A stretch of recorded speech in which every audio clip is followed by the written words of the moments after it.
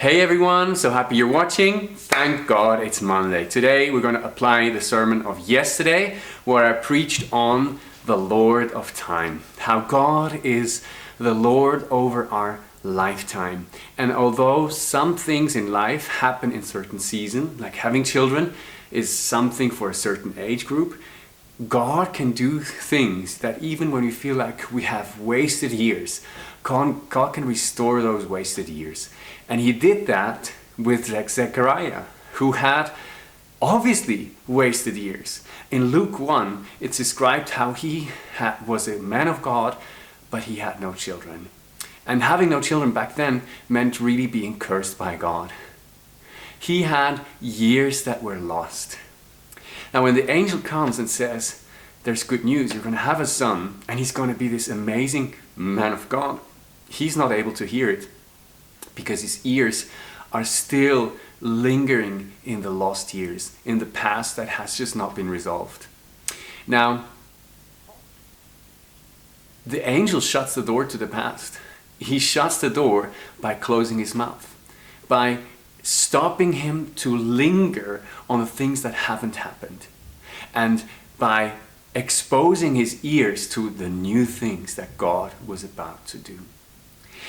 And so Zechariah steps into the future, enjoys his day, and the first time he opens up his mouth again is when he declares the name of his son. He's like, his name is going to be John. He writes it down, and once he writes it down by faith, his mouth gets open, and instead of criticizing, instead of questioning God, instead of being like angry about the past, he starts to prophesy into the future, and he sees a glorious day coming ahead of him.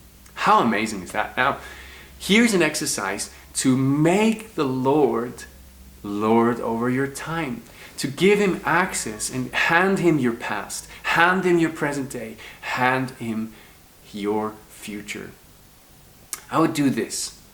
Take Isaiah 40, and not just that part where it's like, mount up with wings like eagles. Start a little bit earlier, where it says this. Let me read that to you. Read that in your connect group to each other, because it kind of shows a God that is able to look after the stars. How much more does he look after you? If you can keep whole universes in balance, how much more can he actually look after the time of your life?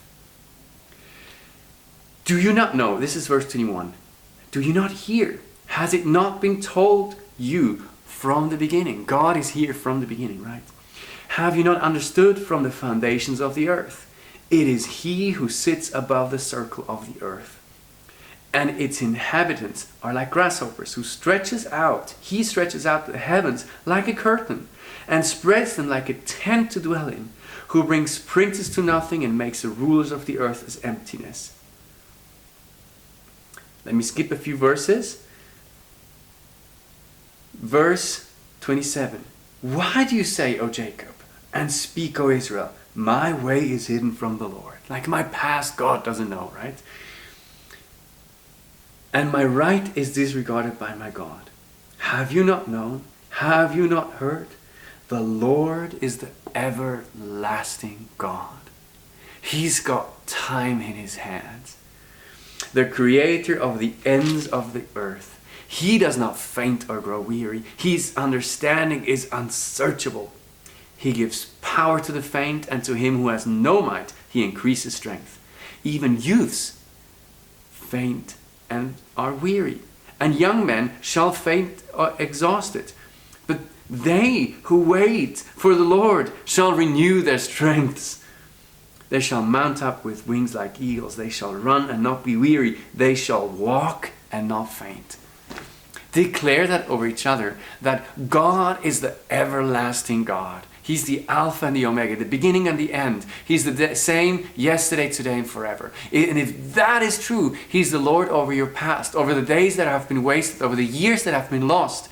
He's also the Lord over your present, of the hopes of today, of the fears of today, of the problems of today. He can work something. Today is the day of salvation.